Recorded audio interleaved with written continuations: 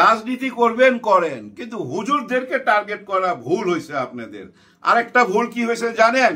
NCP কে নিয়ে বেশি কথা বলে ফেলাইছেন। যাদের নিবন্ধন নাই, যাদের কোনো মার্কা নাই, অফিস একটা আছে ওই যা, ওদের নিয়ে বেশি কথা বলে ফেলাইছেন। আরেকটা ভুল কি করছেন জানেন? একজন সম্মানীয় মানুষকে সম্মান দিয়া কেউ কথা বলেন নাই, অসম্মান করছেন। সম্মান না দিলে তো সম্মান পাওয়া যায় না।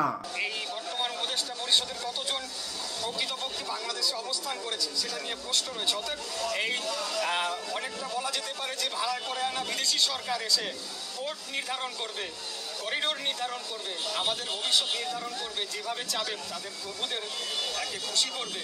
সেই রাজনীতির দিন তো 5ই আগস্ট, সেই রাজনীতির দিন তো শেষ 5ই আগস্টে। আসসালামু আলাইকুম, ঈদ মোবারক, ঈদ মোবারক। ইশরাক সাহেব ঈদের নামাজ পড়তে যেয়ে রাজনৈতিক বক্তব্য দিচ্ছে, তো ভাবলাম আমিও রাজনৈতিক কথা বলি। হ্যাঁ, ঈদের দিন হয়েছে, কি হয়েছে, সবাই তো বাসা বাড়িতে আছে, অবসর টাইমটা কাটাইবেন। হ্যাঁ, ইশরাক সাহেব কিন্তু যা কিছু বলছেন, ইয়াং নেতা তো, তাই না, ইয়াং ব্রেন, উনি ভুল কিছু বলছেন না। কিন্তু আসলে হয়েছে কি জানেন, পুরো বিএনপি না ফাঁদে পড়ে গেছে, অথবা ফাঁদে ফেলা হয়েছে। এটা আপনারা আমার ভিডিও যারা দেখেন, আমি প্রথম দিক থেকেই বলে আসতেছি যে কেমন জানি দাবার চাল দেওয়া হচ্ছে, যে দাবার চালে বিএনপি ভুল পথে চলে যাইতে পারে, এবং শেষ পর্যন্ত ভুল পথেই চলে গেছে। ভুল পথ কিভাবে গেল দেখেন, আপনারা একটু পিছনের দিকে তাকান। পিছনে যাবার আগে একটু বলে যাই, এই যে বর্তমান যে সরকার চলতেছে না, এটা স্ক্রিপ্টের মাধ্যমে চিত্রনাট্য লেখা হয়ে গেছে, যে ভিলেন কি বলবে, কোন ডায়লগ দিবে, হিরো কাউন্টার কোন ডায়লগ দিবে, ভিলেন কোন চালটা দেওয়ার পর হিরো আবার এসে কোন চালটা দিবে, সঙ্গে আবার ওই যে নায়িকাও আছে, কিন্তু নায়িকারও কিছু চাল টাল থাকবে। এরকম একটা গেম খেলা হচ্ছে, টোটালটাই একটা স্ক্রিপ্টের মাধ্যমে এগিয়ে যাচ্ছে। এবার আসি ওই যে পিছনে গেছিলাম, যে সেই পিছনে আজহারী হুজুরের কথা মনে আছে? 5ই আগস্টের পর, আমার দিন তারিখটা মনে নাই, একটা সময় উনি আসলেন। উনি 4টা বিভাগে ইসলামিক যে 4টা অনুষ্ঠান করলেন, সেগুলো কেমন ছিল আপনারা তো জানেন। সারা বাংলাদেশেই তখন ওই আজহারী হুজুরকে নিয়েই আলোচনা, আর হাজার হাজার মেয়েরা যাচ্ছিল ওনার বক্তব্য শুনতে। তাদের জন্য আলাদা ব্যবস্থা, বড় স্ক্রিনের ব্যবস্থা, আলাদা ছেলেদের ব্যবস্থা, বাথরুমের ব্যবস্থা, থাকার ব্যবস্থা, খাওয়ার ব্যবস্থা। শুধু 1 ঘন্টা বক্তব্যের জন্য উনি হেলিকপ্টারে করে যাচ্ছেন, চারিদিকে ক্যামেরা, ড্রোন ক্যামেরা, উনি নামছেন, উনি হেঁটে যাচ্ছেন, খেয়াল আছে। কিন্তু ওইখানে একটা কথা বলা হয়েছিল, যেটা নিয়ে কিন্তু শুরু হইলো এই যে বর্তমান রাজনীতির বিভেদ। ওইখানে বলা হয়েছিল একটি দল খেয়ে পুড়ে চলে গেছে, আরেকটি দল খাওয়ার জন্য বসে আছে। আমি কারেক্ট কথাটা বলতে পারলাম না, ভুলে গেছি। এই ধরনের একটা কথা বলা হয়েছে, এক দল খায়া গেছে, আরেক দল খাইবার জন্য বসে আছে। ওই কথাটা কিন্তু বিএনপি নিজের কাঁধে নিয়ে নিল। নিজের কাঁধে যদি না নিয়ে একদম চুপ থাকতো, তাহলে কিন্তু আজকের রাজনীতিটা অন্যরকম হইতো। ওই যে একটু আগে আমি বললাম না, যে হিরো কি বলবে, ভিলেন কাউন্টারে কি ডায়লগ দিবে, তার কাউন্টারে কি চাল হবে, ওইটা হিসাব কইরাই কিন্তু ওই বাণীটা ছাড়া হয়েছিল, যার জন্য ভীষণভাবে বিএনপি রিয়াকশন দিছিল, এবং এমন কথাও বইলা ফেলাইছিল আজহারি ফাজহারি। এটা বইলা কিন্তু দেখেন একটা বিভেদ তৈরি করে ফেলাইলো। কারণ এরা জানতো, যারা চালটা চালতেছে, গেমটা খেলতেছে, তারা জানতো যে এরা এখন ভুল করবেই। আর ভুলটা কি করলো, মুসলমানের প্রিয় একজন মানুষকে নিয়ে বাজে মন্তব্য করলো। কিছু মুসলমান মনে করলো হায় হায় বিএনপি এগুলা কি বলে, এইসব কথা তো আগের সরকার বলতো। ওই প্রশ্নগুলা সামনে চলে আসলো, মানুষের মধ্যে ভয় ঢুকলো। তারপরের দৃশ্যগুলা আপনারা একবার ভাবেন, ওই যে মুইতা ভাষায় দুমু, সাগরে থুতু দিয়া ডুবাইয়া দুমু, এইসব কথা আসলো। এবং আরেকজন রাজনীতিবিদ, ওনারা স্বামী স্ত্রী, ইসলামকে কটাক্ষ কইরা জামাতকে কটাক্ষ করতে গিয়া, জামাতকে খোঁচা দিতে যায়া বলল যে ইমাম জামাত করবে তার পিছনে নামাজ পড়া যাবে না, আরো অনেক রকম কথা বললো দাড়ি টুপি নিয়া।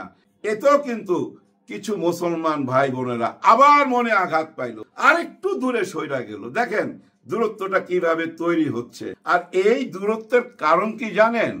ওনাদের কাছে কারেক্ট নিউজ আছে, হ্যাঁ কারেক্ট নিউজ আছে যে দেশ অন্যদিকে চলে যাচ্ছে।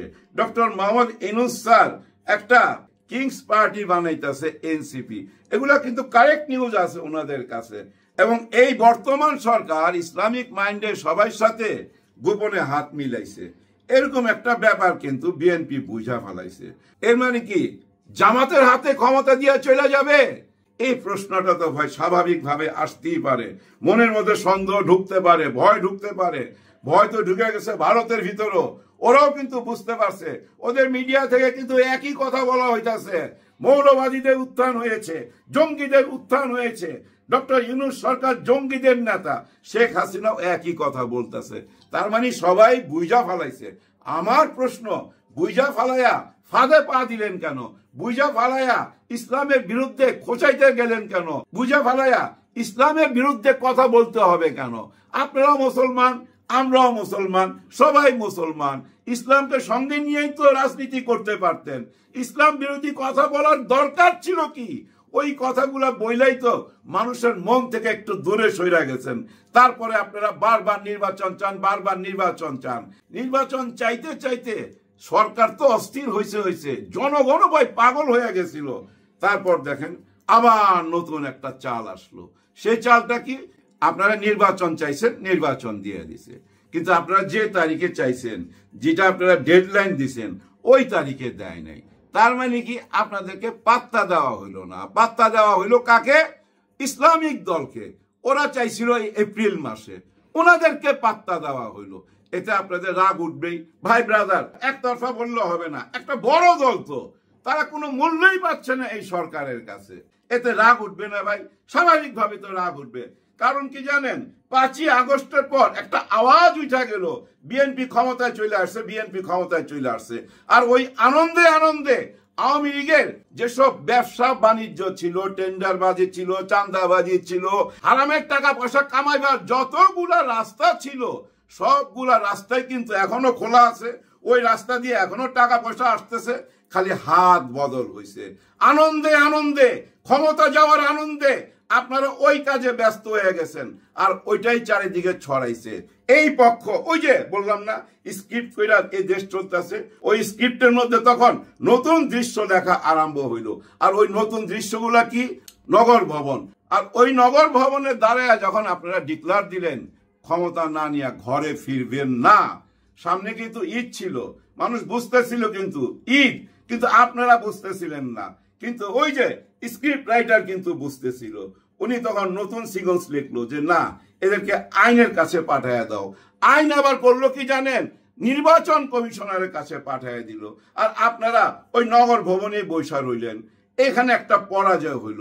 তার মানে কি দেখেন, এর আগেও আপনারা পরাজয় হয়েছেন, আর এই পরাজয়টা একেবারেই প্রেস্টিজ গেম। আপনাদের মান সম্মানের উপরে পুরো আঘাত চলে আসলো। কারণ বিএনপির একজনই ইয়াং নেতা, হ্যাঁ এর আগে যতগুলো নেতা দেখছি ভাই, আমি এরকম নেতা দেখি নাই। উনি কিন্তু আসলে সাহসী নেতা। আর ওই নেতা দেখেন ভুল পথে চলে গেল, ভুল রাজনীতিতে চলে গেল। উনি কি ওইটা আদায় করতে পারছে? পারে নাই। অথচ ওইখানে যেসব কথাবার্তা হয়েছে, যে ধরনের স্লোগান দেওয়া হয়েছে, ওইসব স্লোগান শুই না মানুষের মনের মধ্যে বুঝছেন একটাই প্রশ্ন জাগছে, হায় হায় এরা এত জুলুমবাজ কেন? এরা এত তাড়াতাড়ি অতীত ভুলে গেল কেন? জুলাই গণ অভ্যুত্থানের সরকারের সাথে এরা এই বিহেভ করতে পারে কিভাবে? বড় বড় নেতারা যখন ডক্টর মোহাম্মদ ইউনূস স্যারকে তুচ্ছ তাচ্ছিল্য করে কথা বলে, তখন ওই মাঠ পর্যায়ের অশিক্ষিত মূর্খ নেতারা কি বলে এগুলা কানে নিতে পারবেন না। ডক্টর ইউনূস, তোমাকে আমি হুঁশিয়ারি করে বলতে চাই, তুমি ডিসেম্বরের মধ্যে নির্বাচন দিবা, নাইলে তোমার দাঁতের পাতি দাঁত সব থাপড়াইয়া ফেলাই দিব। চিন্তা করেন এই ধরনের কথা বলে, কারণ ওই যে বড়রা শ্রদ্ধা করতেছে না, যার জন্য ছোটরা শ্রদ্ধা করতেছে না। আপনারা যদি ডক্টর মোহাম্মদ ইউনূস স্যারকে শ্রদ্ধা না করেন, তাহলে ইয়াং জেনারেশন কি শিখবে? ওনাকে আপনারা প্রতিপক্ষ বানাইলেন কেন? আপনারাই বলেন 5ই আগস্টে আপনারা স্বাধীনতা আনছেন, নতুন বাংলাদেশকে জন্ম দিচ্ছেন। আপনাদের 5000 কর্মী গত 16 বছরে পৃথিবী ত্যাগ করছে আপনারা দাবি করেন, এবং আপনারা দাবি করেন এই জুলাই গণ অভ্যুত্থানের মাস্টার মাইন্ড আপনারা লন্ডন থেকে এটা পরিচালনা করছেন। আবার আপনারাই মিডিয়ার সামনে বলেন না না না আমরা তো ছিলাম না এই জুলাই গণ অভ্যুত্থানে এই ছাত্রদের সঙ্গে। আন্দোলনের সঙ্গে শিক্ষার্থীরা সরাসরি জড়িত, আমরা এই আন্দোলনের সঙ্গে কখনোই সরাসরি জড়িত নই। কেন এই কথা বলেন? কারণ ভয় শেখ হাসিনা এমন ভয় ঢুকিয়ে দিয়েছিল মানুষের মধ্যে, 5ই আগস্টের পরও মনে হইতেছিল যে কোনো রাত্রে যদি চলে আসে, ওই যে উনি বলছিলেন চট করে আমি যে কোনো সময় চলে আসবো, তখনই এখান থেকে সুর বদলায় বলা আরম্ভ হইলো না না আমরা জুলাই গণ অভ্যুত্থানের এই ছাত্রদের সঙ্গে ছিলাম না। বুঝতে পারছেন?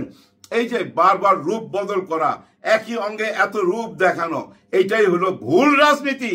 এই যে আপনারা বলেন জাতি হতাশ, উনার ভাষণ শুই না পুরা জাতি নাকি হতাশ, জাতি এটা আশা করে নাই। আপনি কোন জাতিকে টান দিতেছেন? আপনি কি মনে করেন এই 18 কোটি মানুষ সবাই বিএনপি করে? না, একদম ভুল। আপনার দল হতাশ। আসলে না, হয়ে গেছে কি জানেন, প্রেস্টিজ গেম। এর আগে নগর ভবনে কিছু পাইলেন না, আবার ডিসেম্বর নির্বাচন চায় পাবেন না, আপনাদের মতো বড় দলের কোনো কথা রাখবে না, এইটা আপনারা মাইনা নিতে পারতেছেন না। এটা আপনাদের একটা ইগো প্রবলেম। কিন্তু আপনাদের ইগো প্রবলেমের জন্য দেশের ক্ষতি চাইবেন, এটা কি হয় বলেন? দেশের ক্ষতি চাইতে পারেন না তো, দেশের যেটা ভালো সেটা মাইনা নেন। উনি বলছে চিল কার নিয়ে গেছে, সেই চিলের পিছে দৌড়াইতে না করছে।